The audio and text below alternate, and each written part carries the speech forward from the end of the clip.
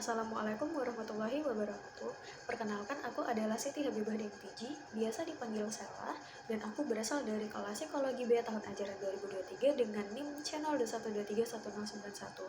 Video ini aku buat untuk memenuhi salah satu tugas dari mata kuliah biopsikologi, dan aku mendapatkan tema yaitu sistem reproduksi manusia.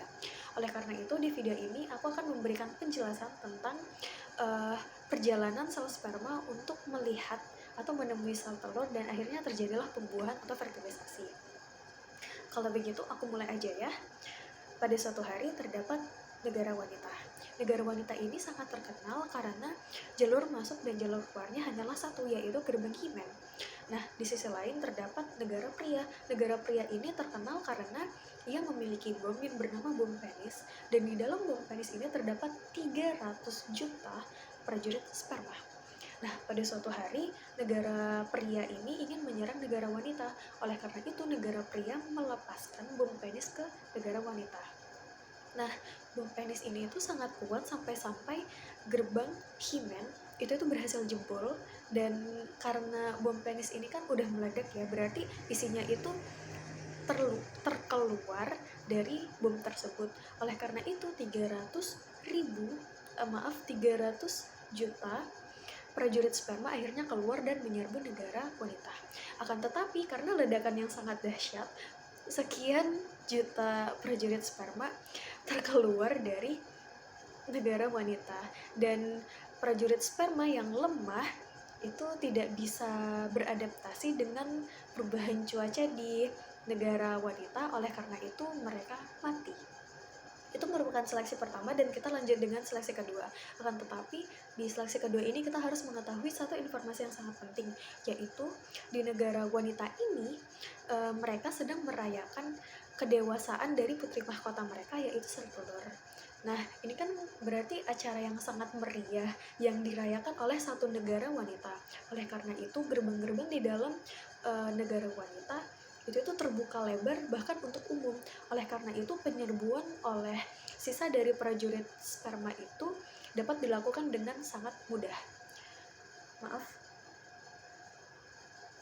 Nah, ini kan udah diserbu tuh gerbang kedua, yaitu gerbang serviks. Nah, setelah gerbang serviks itu terdapat daerah yang bernama daerah uterus. Nah, di daerah uterus ini terdapat pasukan militer negara wanita, yaitu sistem imun. Nah, sistem imun ini sangat pintar sampai-sampai mereka menyadari bahwa prajurit sperma adalah prajurit dari negara asing. Oleh karena itu mereka membinasakan prajurit sperma yang mereka temui. Akan tetapi desas-desusnya rakyat daerah uterus membantu beberapa prajurit sperma. Nah, kemudian kita masuk ke seleksi ketiga.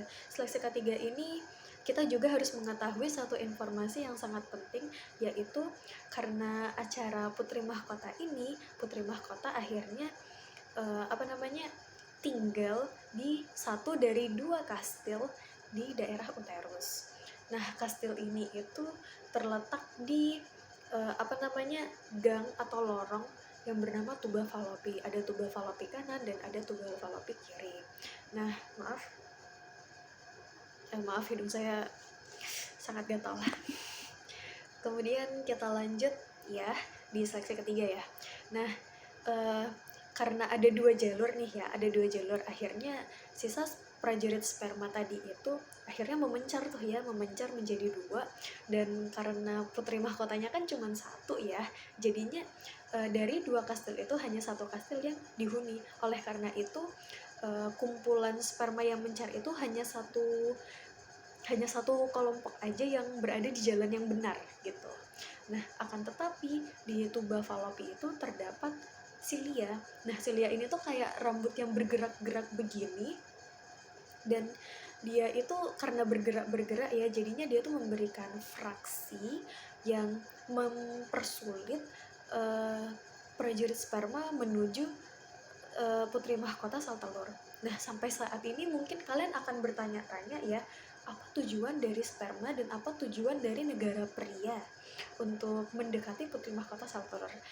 Untuk spermanya sendiri, untuk prajurit spermanya sendiri, tentunya prajurit sperma sudah di set untuk membuahi atau menikahi atau mendekati putri mahkota sel telur.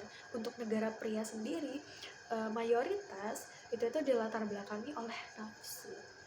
Nah, untuk saat ini mungkin tujuannya udah mulai jelas, dan kita akan lanjut dengan cerita kita, yaitu sampai di silia ya.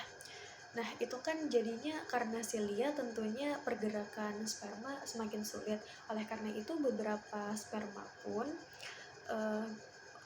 beberapa prajurit sperma pun mati karena silia. Nah, beberapa prajurit sperma yang berhasil bertahan hidup itu karena mereka mengeluarkan semacam zat kimia untuk dari pelindung kepala mereka, dan karena zat kimia itulah mereka semakin hiperaktif dan semakin semangat untuk maju. Nah, itu kan jadinya akhirnya ada yang bertahan hidup kan ya artinya. Nah, mereka yang bertahan hidup akhirnya dapat bertemu dengan putri mahkota sel telur. Akan tetapi permaisuri dari negara wanita ini memberikan doa-doa untuk tuan putri mahkota sel telur, yaitu berupa zona Pelusida. Nah, zona Pelusida ini termaterialisasi, dan beberapa prajurit sperma hanya bisa melewati zona Pelusida ini dengan mengeluarkan enzim pencernaan. Nah, mungkin kalian akan berpikiran ya, kenapa enzim pencernaan? Nah, jadi ini jawabannya, mohon diperhatikan karena emang agak rumit. Jadi di dalam kepala prajurit sperma itu memiliki akrosom. Nah, akrosom itu memiliki peran yaitu mengeluarkan enzim pencernaan. Nah, enzim pencernaan itu nanti akan memakan zona pelusida sehingga prajurit sperma dapat mendekati dan menyentuh tuan putri mahkota sel telur. Nah, dengan persentuhan ini akhirnya terjadilah fertilisasi, dan beberapa menit setelah persentuhan itu akhirnya materi genetik yang dibawa oleh prajurit sperma yang menjadi pemenangnya ini akhirnya masuk ke dalam tuan putri mahkota sel telur, dan akhirnya mereka bercampur. Nah, bercampur ini akhirnya terjadi secara random dan hasilnya juga random.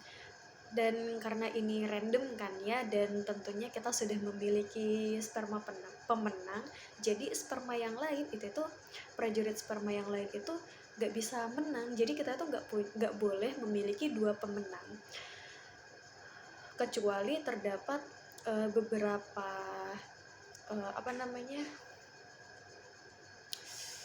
beberapa kasus di nenek moyang mereka, seperti halnya kembar, dan itu tentunya aku membicarakan kasus real life ya, bukan kasus fiktif yang sebelumnya aku bicarain. Dan kita akan kembali ke kasus fiktif, maksudku cerita fiktif. Jadi kan ini kita udah memiliki pemenang sperma ya, tentunya kita tidak boleh memiliki dua sperma pemenang. Oleh karena itu zona pelusida yang tadi sudah kita makan itu mengeras sehingga prajurit sperma lain yang ingin mendekati atau sedang mencerna itu malah terperangkap, dan mereka yang sudah melewati zona pelusida tapi tidak cukup gesit untuk menyentuh tuan putri mahkota sel telur akhirnya mau tidak mau terperangkap juga, dan tentunya kulit terluar dari tuan putri mahkota sel telur ini juga mengeras dan mengeluarkan zat kimia yang membuat prajurit sperma lain enggan untuk mendekati dia. Nah, Itu kan tadi sudah aku bilang ya, materi genetik dari prajurit sperma akan memasuki Tuan Putri Mahkota Sel Telur, dan akhirnya mereka bercampur secara random dan hasilnya juga random. Nah, hasilnya itu adalah zigot. Nah, zigot ini adalah cikal bakal dari manusia. Sekian saja itu dari saya. Terima kasih atas perhatiannya. Kurang dan lebihnya saya minta maaf. Wassalamualaikum warahmatullahi wabarakatuh.